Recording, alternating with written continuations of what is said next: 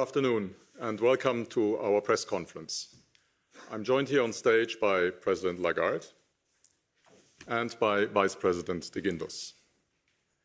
We are, as in the past meetings, in a hybrid format, so I would like to ask those who are following us via WebEx to turn on their cameras and their microphones should they want to ask questions. And now I would like to turn the floor to President Lagarde. President Lagarde, please. So good afternoon. The Vice President and myself are delighted to welcome you to our press conference.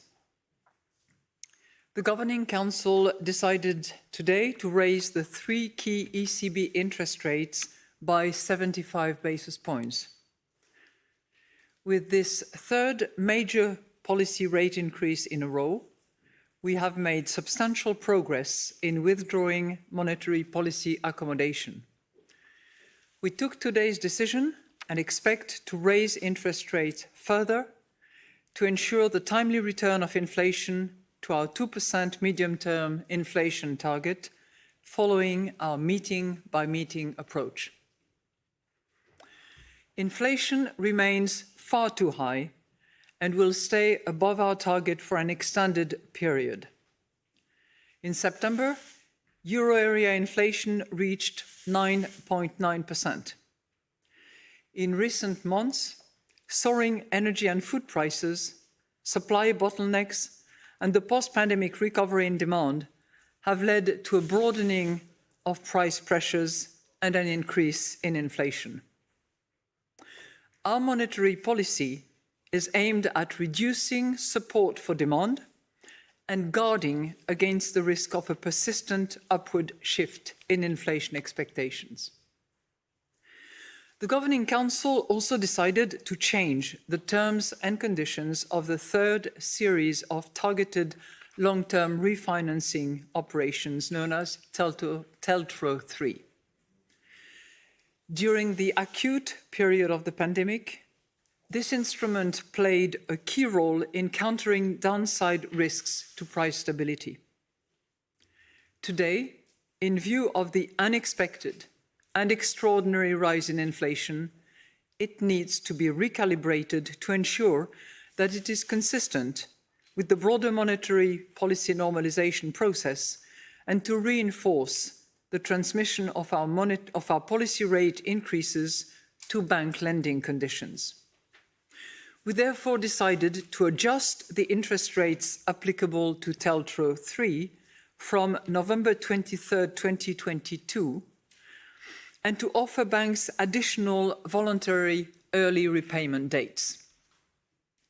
Finally, in order to align the remuneration of minimum reserves held by credit institutions with the Eurosystem more closely with market conditions, we decided to set the remuneration of minimum reserve at the ECB deposit facility rate. The decision that we took today are set out in a press release that is available on our website. The details of the changes to the TLTRO III terms and conditions are described in a separate press release to be published at 3:45 Continental European Time. Another technical press release detailing the change to the remuneration of minimum reserves will also be published at the same time. I will now outline in more detail how we see the economy and inflation developing, and will then explain our assessment of financial and monetary conditions. Economic activity in the euro area is likely to have slowed significantly in the third quarter of the year, and we expect a further weakening in the remainder of this year and the beginning of next year. By reducing people's real income and pushing up costs for firms, high inflation continues to dampen spending and production. Severe disruptions in the supply of gas have worsened the situation further, and both consumer and business confidence have fallen rapidly, which is also weighing on the economy. Demand for services is slowing after a strong performance in previous quarters when those sectors most affected by the pandemic-related restrictions reopened, and survey-based indicators for new orders in the manufacturing sector are falling. Moreover, global economic activity is growing more slowly in a context of persistent geopolitical uncertainty, especially owing to Russia's unjustified war against Ukraine and tighter financing conditions. Worsening terms of trade, as the prices paid for imports rise faster than those received for exports, are weighing on incomes in the euro area. The labour market continued to perform well in the third quarter, and the unemployment rate remained at the historically low level of 6.6% in August. While short-term indicators suggest that jobs were still being created in the third quarter, the weakening of the economy could lead to a somewhat higher unemployment in the future. To limit the risk of fueling inflation, fiscal support measures to shield the economy from the impact of high energy prices should be temporary and targeted at the most vulnerable. Policymakers should provide incentives to lower energy consumption and bolster energy supply. At the same time, governments should pursue fiscal policies that show they are committed to gradually bringing down high public debt ratios. Structural policies should be designed to increase the euro area's growth potential and supply capacity and to boost its resilience, thereby contributing to a reduction in medium-term price pressures. The swift implementation of the investment and structural reform plans under the Next Generation EU programme will make an important contribution to these objectives. Inflation rose to 9.9% in September, reflecting further increases in all components. Energy price inflation at 40.7% remained the main driver of overall inflation, with an increasing contribution from gas and electricity prices. Food price inflation also rose further to 11.8%, as high input costs made food production more expensive. Supply bottlenecks are gradually easing, though their lagged impact is still contributing to inflation.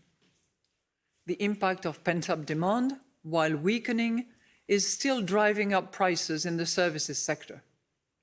The depreciation of the euro has added to the build-up of inflationary pressures.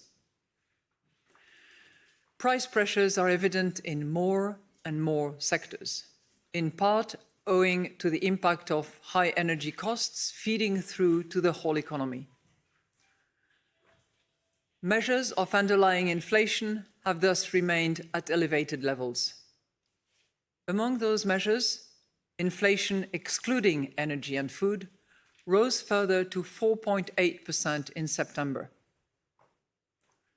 Strong labour markets are likely to support higher wages, as is some catch-up in wages to compensate for higher inflation. Incoming wage data and recent wage agreements indicate that the growth of wages may be picking up. Most measures of longer-term inflation expectations currently stand at around 2%, although further above-market revisions to some indicators warrant continued monitoring. The incoming data confirm that risks to the economic growth outlook are clearly on the downside, especially in the near term. A long-lasting war in Ukraine remains a significant risk. Confidence could deteriorate further, and supply-side constraints could worsen again. Energy and food costs could also remain persistently higher than expected. A weakening world economy could be an additional drag on growth in the euro area. The risks to the inflation outlook are primarily on the upside. The major risk in the short term is a further rise in retail energy prices.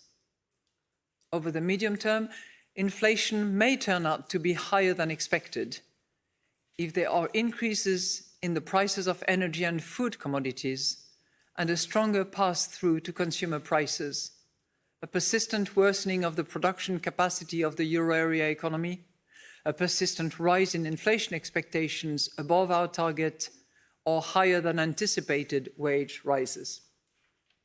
By contrast, a decline in energy costs and a further weakening of demand would lower price pressures. Bank funding costs are increasing in response to the rise in market interest rates. Borrowing has also become more expensive for firms and households. Bank lending to firms remains robust as they need to finance high production costs and build up inventories. At the same time, demand for loans to finance investment has continued to decline. Lending to households is moderating as credit standards have tightened and demand for loans has decreased in a context of rising interest rates and low consumer confidence. Our most recent bank lending survey reports that credit standards tightened for all loan categories in the third quarter of the year, as banks are becoming more concerned about the deteriorating outlook for the economy and the risks faced by their customer in the current environment.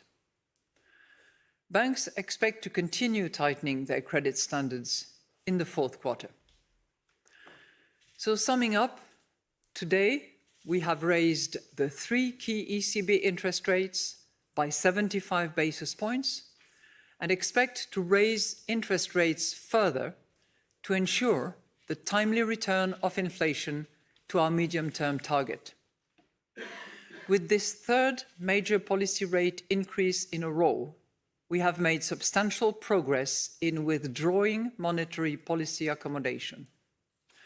The changes to the terms and conditions of our targeted longer-term refinancing operations will also contribute to the ongoing policy normalization process. Our future policy rate decisions will continue to be data-dependent and follow a meeting-by-meeting approach.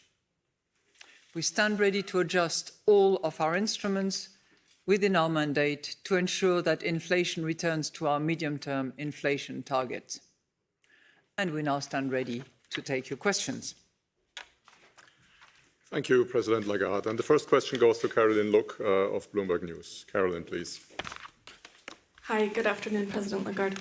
Good afternoon.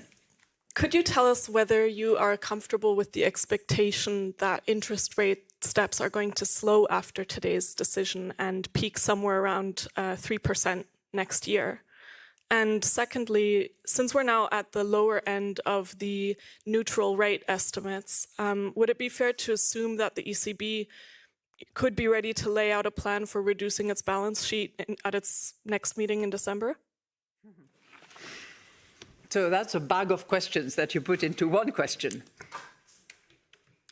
So what we have done with the decision taken today is making yet more progress in withdrawing the accommodative and support to demand that was made available. So we have made substantial progress in withdrawing that.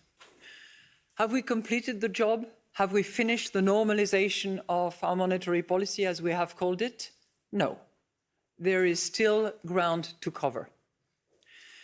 What we have reiterated now is that we're going to decide the future path and pace of our rate increases on the basis of the data that we have, and we will do so meeting by meeting.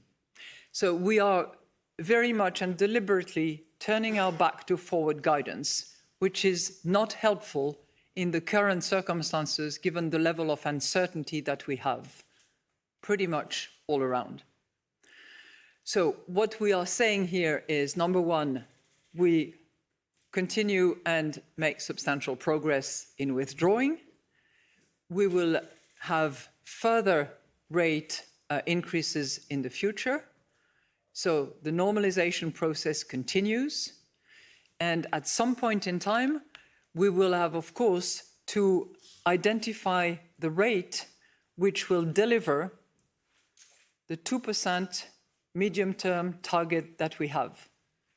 So the destination for us to pace will be determined meeting by meeting.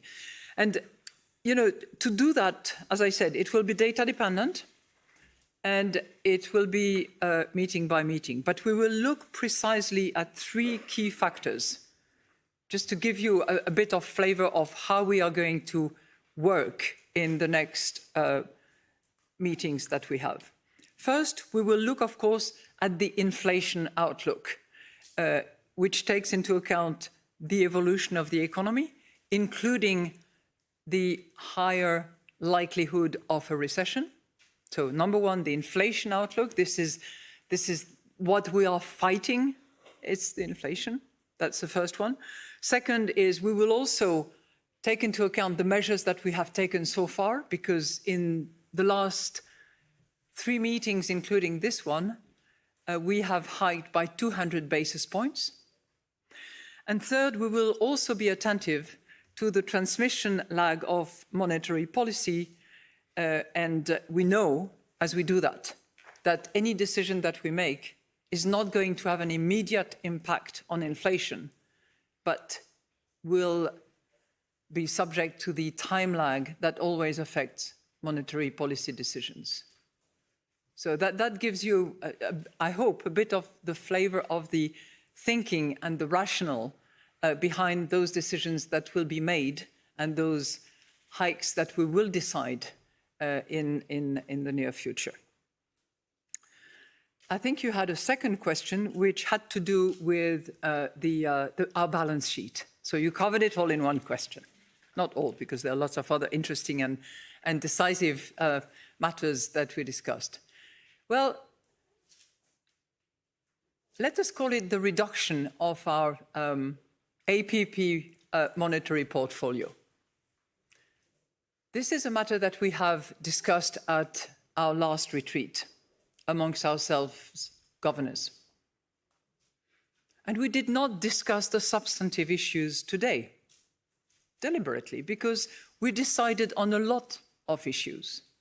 But what we decided is that we would pursue that discussion and we would decide the key principles of the reduction of our APP monetary portfolio in December. So that gives you a bit of an indication of when those key principles will be discussed, decided, and I will be very pleased to inform you about those principles at our next monetary policy meeting in December. And that has to be, of course, in advance of the decision to implement and to roll out this reduction. So. Thank you, Madame Lagarde. And the next question goes to Joanna Bersace of CNBC. Joanna, please. Hi, President Lagarde. Thank you. 2 questions for you. The first is with respect to the neutral rates. You said at the last meeting, and this is a quote, "What I can tell you is that the further away we are, the larger the step we are taking, which is why we are front-loading now." Given that the deposit rate is now 1.5 percentage points, and the ECB have previously guided to 2% as being the upper end of the range of neutral, is it fair to assume that subsequent hikes will be smaller in magnitude than what you delivered today? That's my first question. And then my second question, I know it wasn't discussed in the statement, but it's about the anti-fragmentation tool, TPI. When you're looking at this tool and potentially triggering it, what is more important for the ECB, the spread level of a sovereign bond yield versus Germany, or the absolute yield level? Thank you. Thank you very much for your 2 questions. I think what we decided is clear and straightforward. It's a significant rate increase, 75 basis points, twice in a row. And we decided to do that in order to pursue the substantial progress that we have to make in order to withdraw monetary policy accommodation. Our sense is that we have already made significant progress. As I said, we are not done yet. There is more ground to cover. And the question of what pace will be what will be the magnitude of future rates will be determined meeting by meeting and will be data dependent, adopting the review of the three factors that I have referred to earlier, which is roughly and quickly inflation outlook, the measures we've taken so far, and the time lag of monetary policy. So I cannot tell you much more than that at this point in time. I stand by my comment, significant progress withdrawing accommodation, more ground to cover. We have acknowledged that more rates are in the pipeline, but at which pace, to which level, I cannot tell you. I think we had a slight discussion about the how not necessarily helpful this evasive neutral rate is, and we decided to stick to withdrawal, completing that job, and then taking a step to decide whether we need and how much we need to go further. Because it is not by simply normalizing monetary policy that we will identify and reach the interest rates that is necessary in order to deliver the 2% inflation target medium term that we have. Your second question about TPI. We did not discuss TPI at all.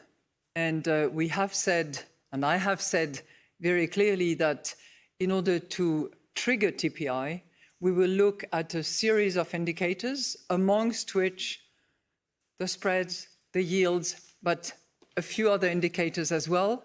And then we will determine if one country or several countries are or not eligible to TPI on the basis of criteria that I have also described for you in the past, which have to do with debt sustainability, macro framework, as well as fiscal policies. So that stands unchanged. Thank you, Madame Lagarde. And the next question goes to Aude Kursulek of BFM Business. Aude, please. Good afternoon, President Lagarde. So according to the ECB, at what point does fiscal policy, when it provides aid against inflation, run counter to monetary policy? Has the British case made a difference? And second question about a systemic risk that you are monitoring. Have you identified some financial vulnerabilities in our economy, and which ones? Thank you. You know, I think in the present state of uncertainty, with the likelihood of recession looming much more on the horizon, and the probability of it having increased, everyone has to do their job. Our job is price stability. This is our primary mandate, and we are riveted to that. We are determined. All of us on the Governing Council, we are determined to deliver that price stability, which we have defined as the 2% inflation target in the medium term. There is no hesitation on that front. We, of course, have a dialogue with fiscal authorities. And when I sit at the table of the Eurogroup in particular with a colleague who are finance ministers, I explain the point of our monetary policy, which is to fight inflation and to bring it down back to the 2% in the medium term. And obviously they take into account their imperatives, but also the purpose of our mandate to reduce inflation. And I think that I must have repeated many, many times the famous triple T, which is temporary, targeted, and tailored, which from our perspective will help them address the needs of the most affected by income erosion and also by inflation, but without fueling inflation on a broad basis, because that would be utterly counterproductive in that it would require that we take harder monetary policy measures in order to deliver on our mandate. So that's the nature of the debate that we have. And we are all attentive to what happens in neighboring country, in the euro area as well, and I think that messages speak for themselves. You asked me about systemic risk. It's maybe I would turn it over to you, my dear Vice President. But I just want to remind you that the ESRB, of which I'm the president, has actually called the attention of all supervisors and regulators to the need to really focus on buffers and protection against potential risks. But please. Well, good afternoon, first of all. Well, in 2 weeks, we will be releasing our financial stability review. And there, perhaps, the main messages that we are going to include there is first, there is a deterioration of the financial stability landscape in Europe. This has to do with the outlook, lower growth, higher inflation, financial conditions have been tightening.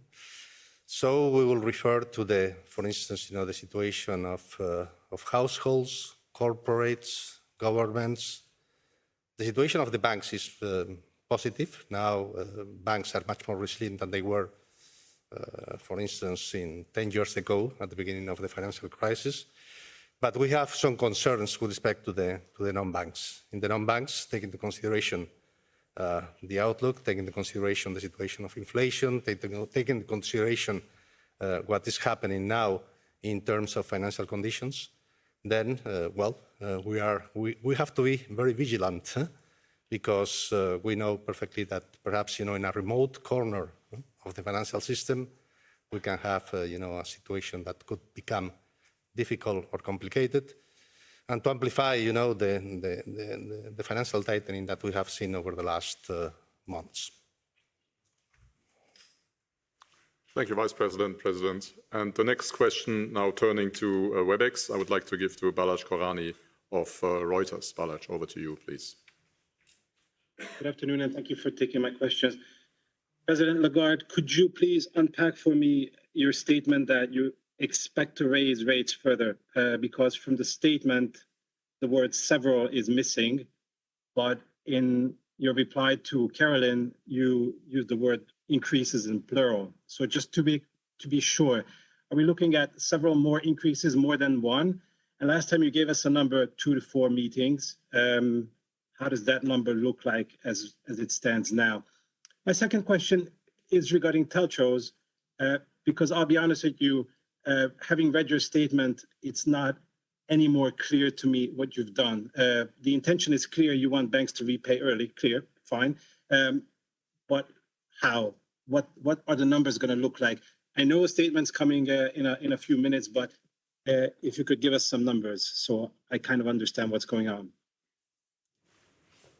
Okay, I'm so pleased that you're honest with me. I want to celebrate that. So, joke apart. You asked me about the number of rates.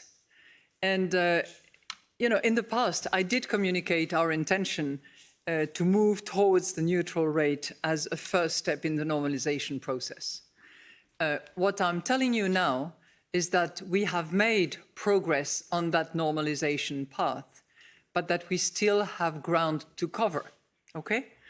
And as we have made those progress, I'm also telling you that the ultimate destination that we want to reach is the rate that will deliver the 2% inflation target in the medium term. And that rate, by the way, is not necessarily the rate at which we will have considered that normalization is completed. It may well have to go beyond that. But what I'm also telling you is that we are going to decide, meeting by meeting, on the basis of data and using the 3 categories of considerations that I have mentioned. So it might well be several meetings. Now, how several is that will be determined meeting by meeting.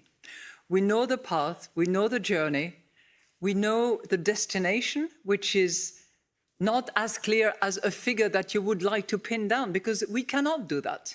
We simply cannot do that.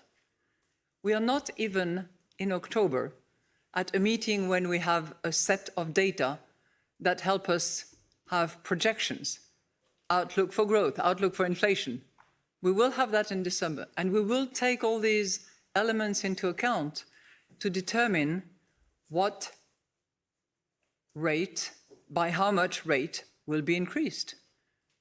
And we will see thereon, on the basis of data, on the basis of possible recession, if it unfolds that way, on the basis of inflation outlook, which will be influenced by that eventual recession, on the basis of what we have done, on the basis of the time lag. Then we will decide if at the following meeting we also have to proceed along those lines. As I've said, the rate will be the one that delivers the 2% medium-term target that we have in order to deliver price stability. Well, on the second point, I'm very sorry that you could not read much into the TLTRO description that is included in the monetary policy statement. You will have, by the way, plenty of technical details as to how it works. But let me take a few minutes to explain to you why we made that decision. We made that decision for monetary policy reasons. Now, why is that? Because in the first place, when we modified the terms of TLTRO III back in the days of the pandemic, we made that decision for monetary policy reasons in order to incentivize banks to go contrary to what they would normally have done, which would have been to restrict lending. We wanted to support lending and therefore encourage them by offering terms that were very attractive. That was the monetary policy background against which we decided to revise the TLTRO III terms and conditions at the time. Well, in between, we have been utterly surprised by the unprecedented rise in inflation in a very short period of time that called for a change of our monetary policy stance. You've seen that. We've moved from negative territory before July to now the 175 basis point for the DFR. And we've done that because of the change of circumstances. Now, stance is one thing, and it's not enough. We need to have the best possible transmission. And that is the main reason why we are changing the interest rate. And I'll come to that in a second so that you fully understand the interest rate that will apply as of November. We're doing that to make sure that there is no obstacle, that there is no deterrent to the transmission of our monetary policy, and that bank will actually transmit the lending rates, which by necessity of our monetary policy stance are higher and have to be higher. That's reason number one. Reason number two, it is also going to reduce the size of the overall Eurosystem balance sheet, which also goes in the same direction as our monetary policy stance. And third, it is also going to increase the pool of collaterals that will be available going forward. And we know that this is a sensitive issue given the scarcity of such collaterals. But the key point is proper transmission of our monetary policy and elimination of obstacles that stand in the way of monetary policy. Now, I'm going to tell you in very simple terms, because you will find a technical annex which is fairly complicated. But in very simple terms, what we are doing is looking out to November 23rd. So it gives time to everyone to adjust and to be prepared. We are raising the special interest rate, which will no longer be the rate that applies up until November 22nd, unchanged. But from November 23rd onwards, it will be the DFR. That's what we are doing. In addition to which, we are opening 3 additional windows during which banks will have the opportunity to pay back if they so wish. That's what we are doing. Thank you, President. And the next question goes to Jan Malin of Handelsblatt. Jan, please. Hello, Madame Lagarde. Hello. I have one question on the forecasts in September. The ECB assumes a growth rate of 0.9%. Many economists are much more pessimistic. And a few days before the Governing Council meeting, several factors materialized concerning gas and so on.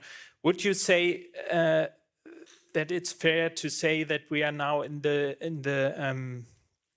downside scenario, which was outlined there, and assumes that the economy will go down by 0.9%, a recession? And my second question is on the initiatives in several countries. Several governments have decided to take measures to curb the rise in the energy prices. What's your view on that? Does it help the ECB to fight inflation? Thank you. Well, thank you very much for your question. So you're referring to the September projections that we produced at our last Monetary Policy Governing Council. And we had the baseline scenario, which for 2023 gave us plus 0.9, and the downside scenario, which gave us minus 0.9. And your question really is, are we already in that downside scenario, and are we not facing the likelihood of a recession in 23? Number one, we will know a lot better at our December next projection exercise when all the data are collected and we can offer you some new projections which will take into account all the developments that take place before the cutoff date. That will be shortly before the Governing Council meeting. That's point number one. Point number two, if you look at the downside scenario, many of the assumptions that we have made at the time have not materialized. So in the assumptions, we had a complete shortage of Russian gas. We are still receiving some Russian gas. We had assumed no substitution whatsoever. And we have seen in the last few weeks that thanks to the effort of the Commission, of various member states, there is a phenomenon of substitutions. We had assumed that commodity prices would continue to rise. And what we have seen is commodity prices declining, and for some of those commodities actually declining significantly.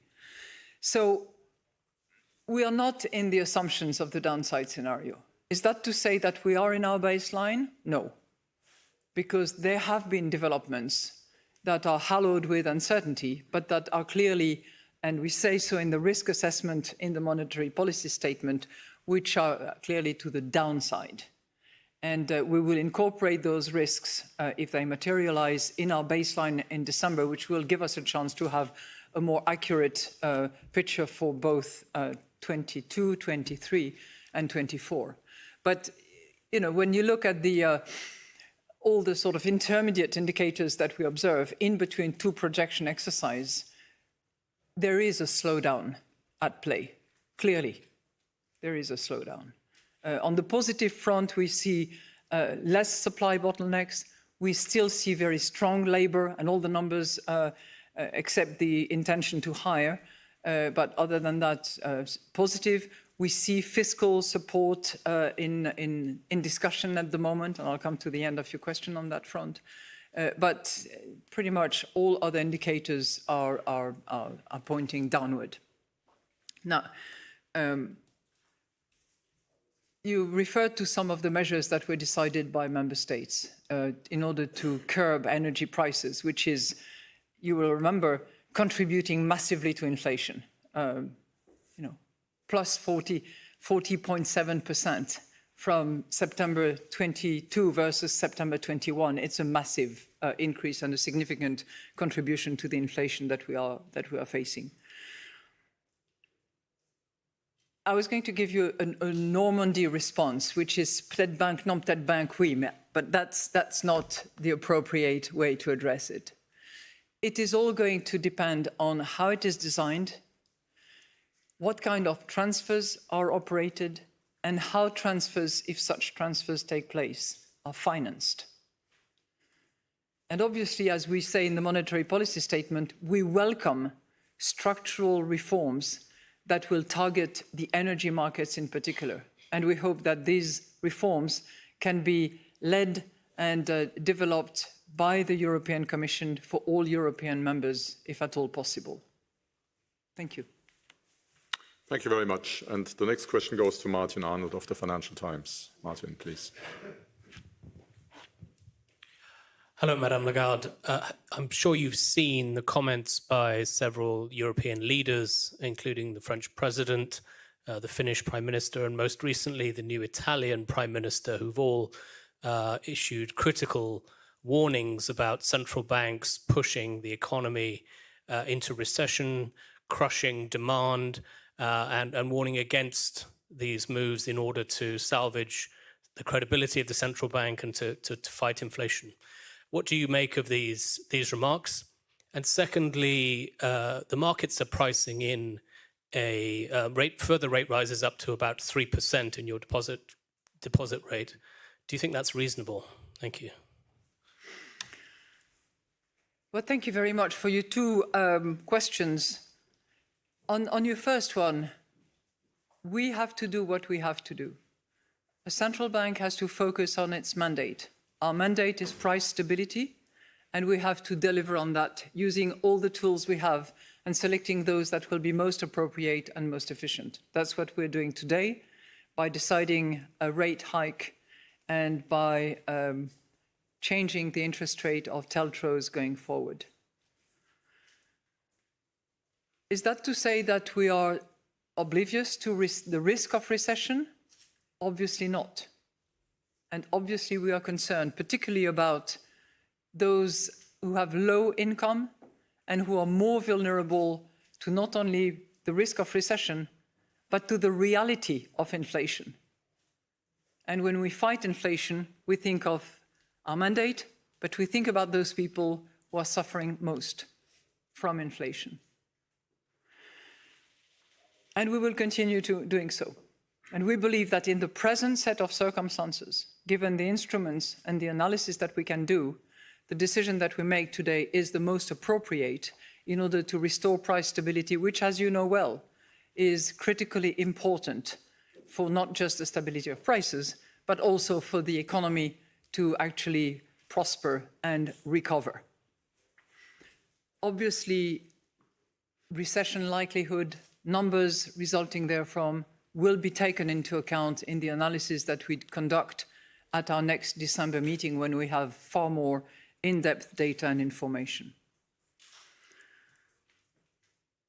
On the second question that you ask, just as we cannot and will not be fiscal dependent, we will not and cannot be financial market dependent.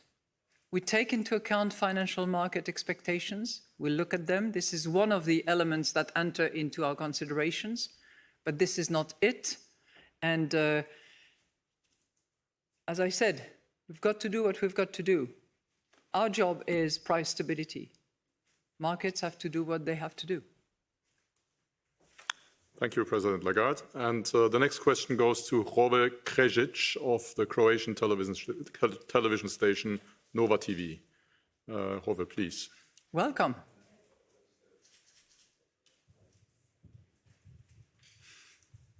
Rove Kresic, Nova TV. Thank you.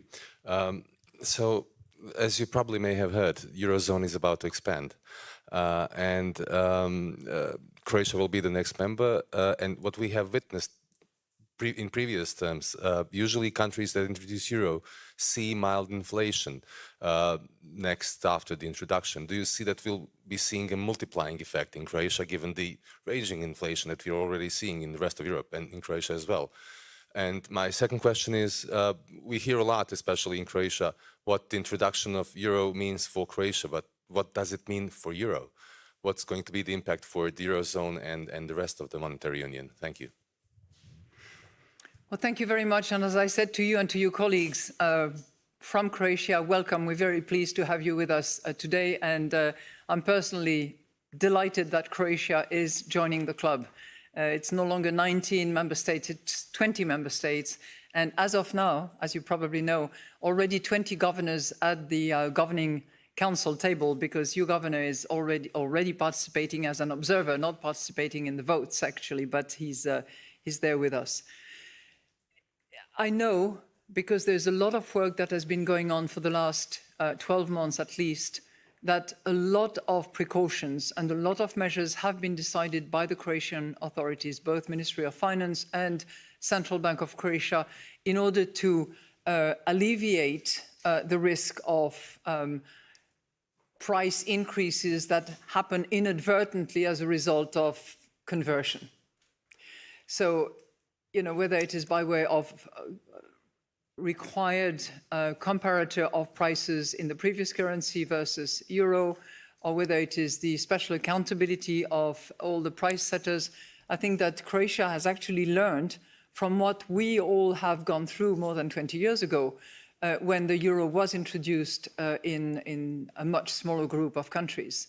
And I really hope that all Croatian economic actors will have to, you know, will feel compelled to actually respect those requirements, which I know are embedded currently now in the draft laws that will be implemented. Is it going to be multiplied as a result of the fact that there is high inflation and way too high inflation? I certainly hope not, but you know, we'll have to see, and I think that it will be the vigilance of the competition and price authorities in Croatia, as well as all of you, to actually make sure that this is not the case.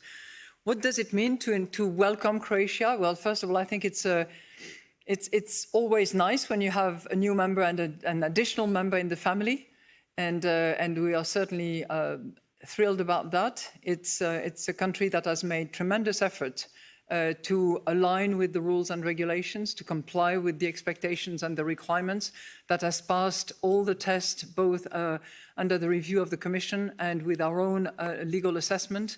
So it's a great development that is taking place in very early 23, and it's a vote of confidence for the euro area, and we hope to help each other and certainly to offer the shield of the euro. Thank you, President. And the next question goes to Fabrizio Goria of La Stampa over here. Fabrizio, please.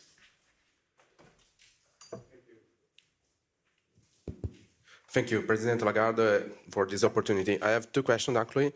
The first one is about Giorgia Meloni, the new Italian Prime Minister, that a few days ago used very harsh words in order to talk about the ECB decision.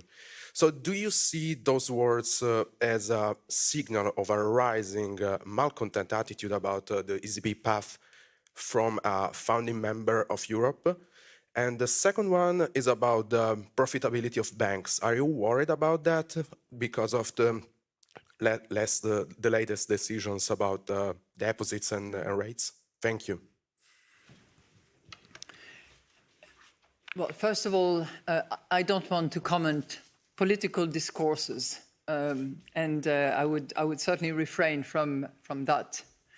I will simply say that, or repeat rather, that we, Central Bank, have a mission which is price stability, which is to fight inflation. And what people are most concerned about is inflation, is the cost of living. And I think that with, unfortunately, the time lag that goes with monetary policy, which means that our decisions of today are not going to instantly be reflected in the next weeks or months. So the time lag is, in a way, playing against us, but we have to just account for that and know that. But our job is to fight inflation as it stands. Our job is to restore price stability and to bring inflation back to 2%. And to that end, select the right interest rate that will deliver that once we have completed the normalization process. On TLTROs, honestly, we have only looked at monetary policy transmission. We don't want anything in between the best possible transmission and our monetary policy stance. We are very keen to see that transmission unimpaired, facilitated, accelerated to the maximum possible extent so that people can benefit from this fight against inflation. And TLTRO, as currently calibrated before the decision that we took this morning, was an obstacle, was a deterrent. And it was our duty to complement our stance, to facilitate transmission, to actually make that decision. Thank you, Madame Lagarde. And the next question goes to André Stumpf of Expansion. Good afternoon, Madame Lagarde. After changing the rules of the TLTRO, do you fear that you will face important litigation risks? Why have you chosen this way against others like the reverse tiering that was on the table? And also, do you think that the collateral scarcity problem will be solved with this? Because it usually worsens at the year's end. Thank you very much. Thank you so much. The first test, the first motivation is monetary policy. And then, of course, like any decision made by the Governing Council, we have to assess what risks, what side effects come with the decision. So it has to be proportionate. It has to be the most efficient of the potential measures. And from all those accounts, and taking in due consideration the risk of litigation, we believe that this is the best monetary policy decision that we can take in order to accelerate the transmission. On the collateral question that you raised, I'm not suggesting that it is the panacea and that it will fix the entire problem of collateral scarcity. I think that,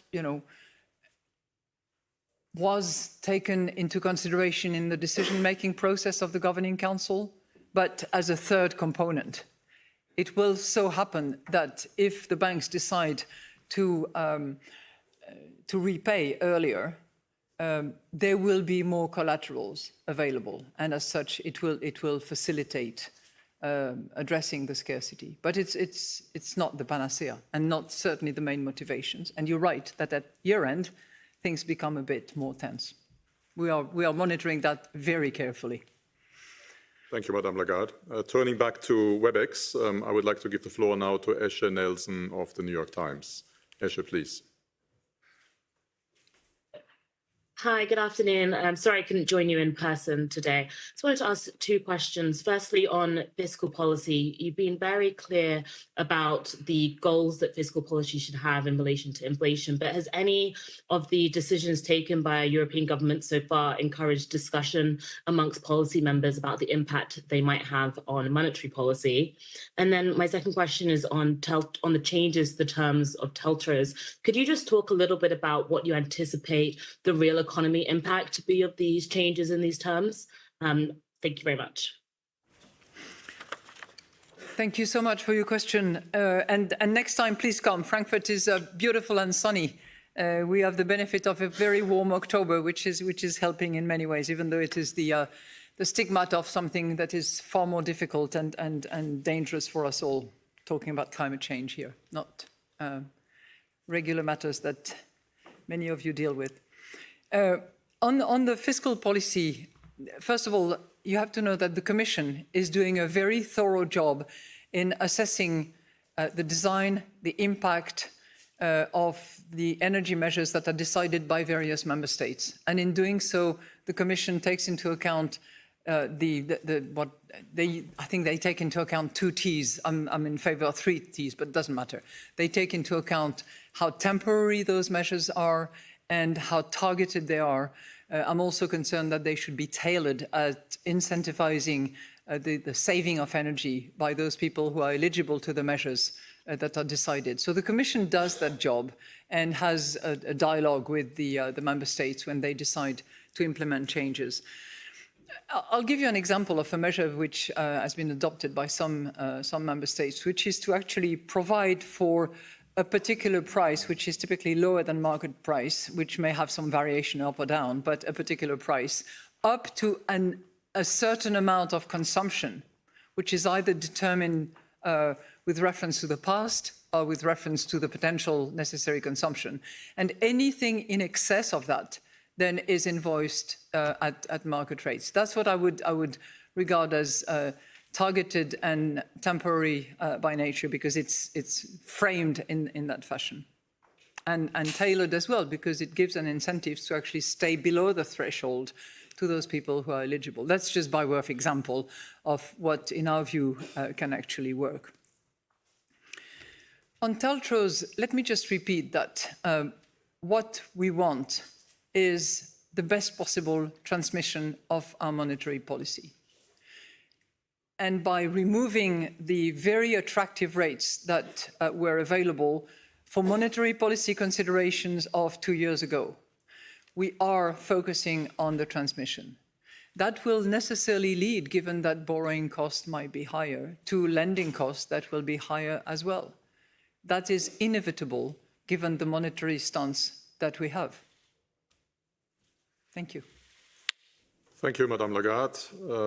This brings us to the end of today's press conference. Thank you very much for joining. Our next regular press conference is scheduled for 15th of December. Until then, all the best and goodbye.